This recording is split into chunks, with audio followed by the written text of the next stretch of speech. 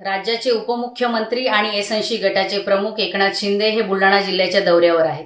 खरं म्हणजे बुलढाणा जिल्हा हा राज्यातला 3ऱ्या क्रमांकाचा गरीब जिल्हा म्हणून ओळखला जातो। याच बुलढाणा जिल्ह्यामध्ये काही दिवसांपूर्वी युवा प्रगतिशील शेतकरी कैलास नागरे या आमच्या शेतकरी बांधवाने शेतीला पाणी देता येत नाही या कारणासाठी आत्महत्या केली।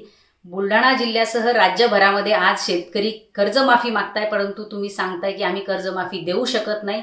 शेतकऱ्यांच्या शेतमालाला तुम्ही भाव देऊ शकत नाही। तुम्ही शेतकऱ्यांना 2023-24चा जो पीक विमा दिलाय तो पण पीक विमा देत असताना त्या पीक विम्याची मदत ही शेतकऱ्यांना पूर्णपणे मिळालेली नाही।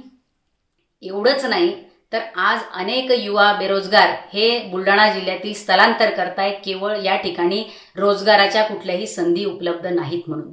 आज प्राथमिक शिक्षण असेल किंवा आरोग्य व्यवस्था असेल ग्रामीण भागातली या सगळ्यांची दयनीय अवस्था आहे। इतकी सगळी बुलढाणा जिल्ह्यामध्ये आणि राज्यामध्ये दयनीय अवस्था असताना तुम्ही आभार कसले मानताय? तुम्ही तर या राज्यातील जनतेची, बुलढाण्यातील जनतेची माफी मागितली पाहिजे।